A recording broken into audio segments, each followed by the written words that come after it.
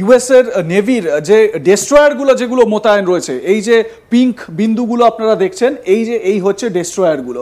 আমরা মানে এক এক করে যদি বলি, মানে 1 2 3 4 5 6 7 8 9 10টা ডেস্ট্রয়ার। আপনি বলতে মিলিয়াস, রালফসে, স্টিরেট, সুলিভান্স, ট্যাক্সটন, ওয়েনিয়েম, এই বিভিন্ন যে ডেস্ট্রয়ার আছে, দিস আর ইকুয়ালি পাওয়ারফুল। এখান থেকে মিসাইল লঞ্চ হতে পারে। এটা অন্য কোনো যদি মানে শত্রু রাষ্ট্রের জাহাজ থাকে তার সঙ্গে লড়াই করতে পারে, এবং এরা একটা ফরমেশনে থাকে। জাহাজের নেভাল ওয়ারফেয়ার ইজ অলসো, যেমন আমরা আর্মির ওয়ারফেয়ার মানে স্থল সামরিক বাহিনীর আমরা জানি, বায়ুর জানি, সেম ওয়েতে নেভালেও কিন্তু একটা ফরমেশনে তারা লড়াই করে। এবং মার্কিন যুক্তরাষ্ট্র নেভি ইজ এক্সট্রিমলি স্ট্রং। মানে ওটাকে আপনি যদি বলেন যে এইখানে যে যত রাষ্ট্র আছে তাদের সেই ক্ষমতা নেই যে এই ডেস্ট্রয়ারগুলোকে আটকাতে পারবে। যদি না, এখানে একটা যদি আছে, বাট যদি না ইরানের ডাইরেক্ট হিট কোনো ডেস্ট্রয়ারের উপর মিসাইল পড়ে, তাহলে সেই ডেস্ট্রয়ার মাল্টিপল মিসাইল, যেমন ইসরায়েলের আয়রন ডোম শুনেছিলাম, আয়রন ডোম 40% মিসাইল ইরানে আটকাতে পারছে না। তাদের হাইফা বলুন, জেরুসালেম বলুন, তেল আবিব বলুন, ছারখার করে দিয়েছে বিভিন্ন জায়গা। আমি বলছি না পুরো ইসরায়েল ছারখার হয়েছে, যেখানে হিট করছে সেখানে সেই জায়গাগুলো। সে একইভাবে মার্কিন যুক্তরাষ্ট্র যে জাহাজ ডেস্ট্রয়ার যেগুলো আরব মহাসাগর অথবা এখান থেকে রেড সিতে আমরা দেখছি, এটা দিস আ রেড সি, এই যে তিনটে দেখাচ্ছে, সেখানে নিশ্চিতভাবে এখানে কেন রেখেছে, এখানে এই জন্য রেখেছে, এখান থেকে ইরানে সাউদির ওপর থেকে কোনো মিসাইল মারলে ডাইরেক্ট ইরানে মারতে পারে, এটা সুবিধে। আর ওপরে আছে ইসরায়েল, তো কমপ্লিট সাপোর্ট। সেফেস্ট এরিয়া হচ্ছে এটা। একদমই। আমার এই জায়গাতেই একটা প্রশ্ন, সেটা হচ্ছে গিয়ে এই যে ইউএস এর সঙ্গে ন্যাচারাল একটা টাই আপ রয়েছে বা বন্ধুত্ব রয়েছে সাউদি আরবিয়ার সঙ্গে।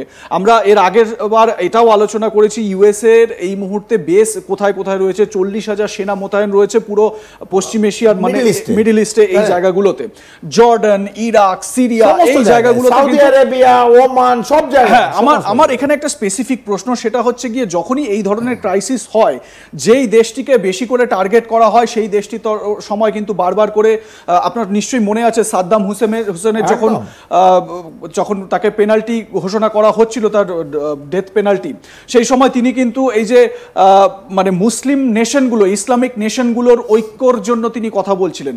সাউদি আরবিয়া, জর্ডান, সিরিয়া, ইরাক, এরা তো ইসলামিক কান্ট্রি। এরা কিভাবে আরো একটা ইসলামিক কান্ট্রি ইরানের এই যে এই মুহূর্তে বিপন্নতা বা অসহায়তা, এই বিষয়টায় তারা এগিয়ে আসছে না, তাদের এই দেশগুলোর কি সুবিধা রয়েছে?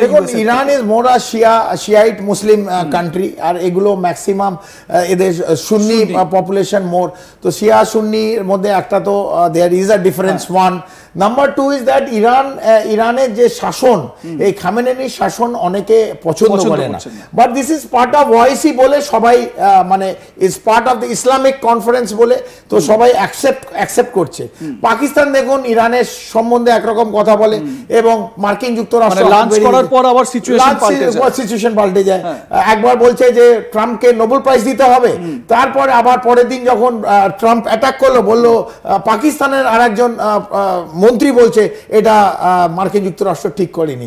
তো একইভাবে সৌদি আরবিয়া বলুন, ইউএ বলুন, বাহরেন বলুন, জর্ডান বলুন, এই সব জায়গায় এই ইরানের যখন ধরুন ইসরায়েলের ওপর মিসাইল তাক করছে, জর্ডান কিন্তু সেই মিসাইলগুলোকে উড়িয়ে দিচ্ছিল, মানে ইসরায়েল অব্দি পৌঁছতে দিচ্ছিল না। জর্ডানের ওপর দিয়ে যখন যাচ্ছে, যে কোনো ইরানের মিসাইল ছাড়বে সেটা ইরাক আর জর্ডানের ওপর দিয়ে যেতে হবে। তো অনেক মিসাইল জর্ডান কিন্তু এটা ডিফিউজ করে দিয়েছে, ইসরায়েলের কাছে পৌঁছতে দেয়নি।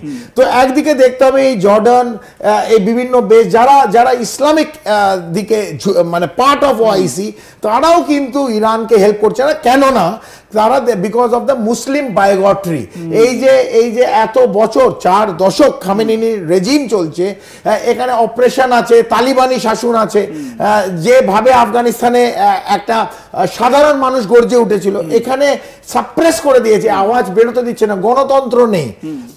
এটা যেমন ঠিক, সেমনি আমি এইখানটা আবার বলতে যে মার্কিন যুক্তরাষ্ট্র একটা নিজের মাইট দেখাবার জন্য ইরানকে গুড়িয়ে দিলাম, এবং আমি আমার নিজের একটা লোককে পক্ষে রেজা পাল্লাভিকে বসিয়ে দিলাম, এইটাই হচ্ছে মূল লক্ষ্য, এটাও ঠিক নয়, এটাও ঠিক না। তাদের সাধারণ নাগরিক ঠিক করবে, ইরানের নাগরিক ঠিক করবে যে সেখানে খামেনি থাকবে কি না থাকবে। এক সময় কোন ডিক্টেটর, আমরা হিটলারকে দেখেছি, ইতিহাস বলে যে কোন নিরো আছে, আমরা হিটলার দেখেছি, স্টালিন দেখেছি, এক জায়গায় কোন ডিক্টেটর লং টার্ম থাকতে পারে না, তার দেশের নাগরিক তাকে তুলে ফেলে দেবে। একদমই। এবং এই মুহূর্তে ইরানের সাধারণ মানুষ তারাও কিন্তু বিপ্লবের পথে হাঁটছেন, সেই বিপ্লবের বিভিন্ন, এবং যদিও তাদের মুখ আটকে দেওয়া হয়, যাই হোক সেটা অন্য প্রসঙ্গ, আমরা আরো একদিন এ নিয়ে আলোচনা করব। এবং আমাদের পরের যে প্রেজেন্টেশনগুলো রয়েছে সেটাও দেখে নিই, যে সাবমেরিন ইউএসএস জর্জিয়া, নীল রঙের, এই হচ্ছে গিয়ে সাবমেরিন ইন্ডিয়ান ওশেনে এই মুহূর্তে কিন্তু মোতায়েন রয়েছে। এই জর্জিয়া থেকে আমরা আপাতত জানি, এই যখন অ্যাটাক করছে B2 বম্বার, তখন GBU 57 ফর্দের ওপর দিচ্ছে, এইখান থেকে ঠিক ওই টম হক ল্যান্ড অ্যাটাক মিসাইল, এই 30টা মিসাইল কিন্তু নাতানস এবং ইশাফানে কিন্তু বসেছে, সেটা ওর কাছে যেতে হয় না, because their range is huge, more than about 1500 kilometre. তো যেখান থেকে খুশি ওরা এটা লঞ্চ করতে পারে, এবং আরব সাগর থেকে লঞ্চ করেছে ইরানের এই 3টে জায়গায়, বিশেষ করে ইস্পাহান এবং নাতানসে এটা লঞ্চ হয়েছিল। বেশ, পরের পয়েন্টটা একবার দেখে নিই। এটা নিয়ে আমরা আলোচনার আগেও করেছি, তবে এই মুহূর্তে যেটা ইরান যদি পাল্টা অ্যাটাক করে তাহলে কি হতে পারে।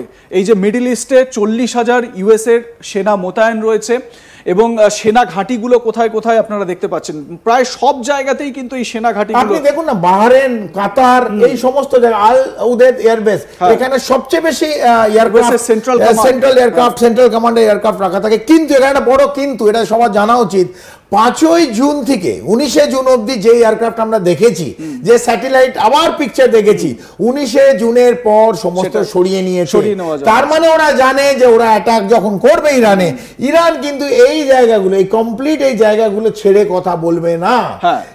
সেটা ওদের ইউএস অ্যাসেট, সামরিক অ্যাসেট যেখানেই হোক, সেটা ইসরায়েলে হোক, জর্ডানে হোক, সৌদি আরবিয়ার কোথাও হোক, বাহরাইন হোক, কাতার হোক, ইউএতে হোক, যেখানেই থাকবে ইরান কিন্তু, কুয়েতেই হোক, ইরান কিন্তু অ্যাটাক করবে। এবং তাই জন্য কিন্তু ওরা স্লোলি তাদের নিজের যে সামরিক, ঠিক এই জায়গা থেকে আরেকটা প্রশ্ন, ঠিক একই রকম ভাবে যদি ইরান এখানে এই জায়গাগুলো অ্যাটাক করে, ইসলামিক কান্ট্রি এগুলো, বাহরাইন, কুয়েত, সিরিয়া, জর্ডান, এই জায়গাগুলো যদি স্পেসিফিক যে জায়গাগুলো যেখানে ইউএস এর ট্রুপ রয়েছে, ইউএস বেস রয়েছে, তাহলে এই দেশটির অন্দরে মূল ভূখণ্ডের মধ্যে যদি ইরানের অ্যাটাক হয়, তাহলে এই দেশগুলো কি পাল্টা আবার ইরানকে অ্যাটাক করতে পারে? সেই ক্যাপাবিলিটি এই দেশগুলোর নেই।